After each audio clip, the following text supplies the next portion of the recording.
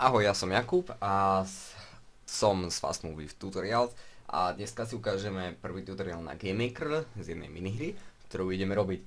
Čo na takú minihru potrebujeme? Sú to jednak obrázky a po druhé je to samotný GameMaker.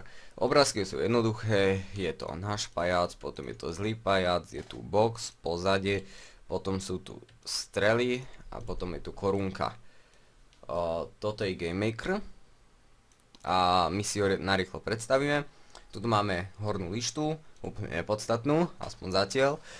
Tuto máme túto lištu, tak s takými ikonkami a tie ikonky si teraz rýchlo predstavíme, aspoň tie, čo budeme potrebovať. Toto je nová hra, toto je otvoriť hru, toto je uložiť hru, toto je spustiť hru, spustiť debugovom móde, čo znamená, že si ju spustíme, kde budeme vidieť FPS a tak ďalej. Tuto si vytvoríme nový sprite, takže vložíme obrázok do hry, potom tu zvuk, background, to zatiaľ tak budeme potrebovať, potom je tu objekt a potom je tu nový room a samozrejme nápoveda tu ešte. Tuto je ľavý panel, kde vidíme vlastne toto, čo tu je, týchto 3, 6, 9 ikoniek, tak tých 9 vecí, ktoré si hneď vložíme, sa nám zobrazia tu. Takže si sem vložíme tieto obrázky teraz, ktoré budeme potrebovať a to robíme tým spôsobom, že klikneme na sprite a dáme new sprite alebo klikneme na túto postavičku. Ja si sem dám, ja si nazvem prvú postavičku ako dobrý, čiže to budeme my. Loadnem si ju, označím, kliknem na prvé, shiftom na druhé a označia sa mi všetky, dám open a teraz si dám edit sprite a vidím, že sa mi tam tá huba nejak zle zaviera. Takže ja si musím toto skopírovať, vložiť a posunúť naspäť.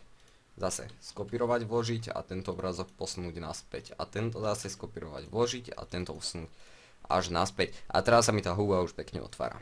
Tak. Vycentrujeme, dajme OK a to je všetko. Vložíme ďalší obrázok. Tentokrát si vložíme toho zlého, takže si ja dám ešte zlý. Dám si load sprite. Zoscrollujem tuto nižšie, nájdem si tu tieto, na všetky tieto obrázky budete mať v popise videa, môžete si ich stiahnuť. Dám si open, vycentrujem, dám edit sprite a teraz čo spravím, aby sa mi takto hnusne nezatváralo to oko. Jednak si toto skopírujem a dám nakoniec, aby sme to mali plynulejšie, ale stále to je veľmi hnusné. Takže, ja musím vlastne toto prvé políčko alebo tento prvý obrázok skopírovať a vložím si ho tam toľkokrát, aby mi to proste vyhovovalo. Mne to bude vyhovovať nejak takto.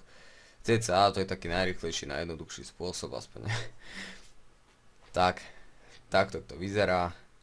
Tak, OK, môže byť vycentrované. Máme, klikneme na OK, vložíme ďalší obrázok. Tentokrát to bude ten peňažtek, takže ja si pomenujem ako coin.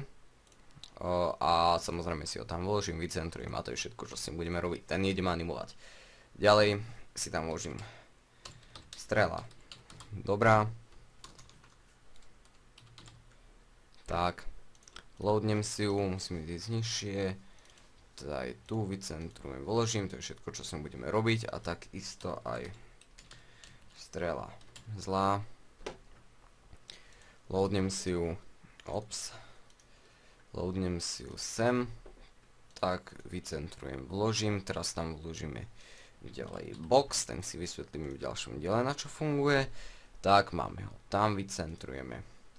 OK, a teraz si tam vložíme pozadie, takže pôjdeme na background, pravým new background, dáme si, že pozadie 1. Ops. A dáme si load background, vyberieme si ho a teraz dáme už len OK. Potom ideme do room, spravím create room. Môžeme stať na celé, dáme background a kliknutím na túto ponuku a pozadie 1 si vyberieme, ale máme ho takto orezané a na to, aby sme ho dostali na celú obrazovku, musíme ísť do tejto lišty settings a tuto si nastavíme hodnotu 1280 na 720. To si nastavuje podľa rozlíšenia toho vašeho pozadia. Moje pozadie má rozlíšenie tých 1280 na 720, takže mne to vyhovuje. Tak, to by bolo. Klikneme na fajku a máme prvý diel za sebou. Je to rýchle a prebrali sme všetko, čo potrebujeme a v ďalšom diele si ukážeme animáciu tohoto dobrého, teda nás. Animáciu ako pohyb, myslím. Takže si to ukážeme a ja sa s vami lúčim a uvidíme sa pri ďalšom tutoriáli. Ahoj.